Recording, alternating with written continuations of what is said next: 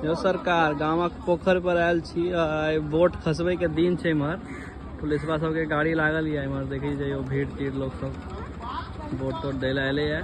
ये हमर सबके मंदिर है, में बजरंगबली के मूर्ति है और सीताराम मंदिर।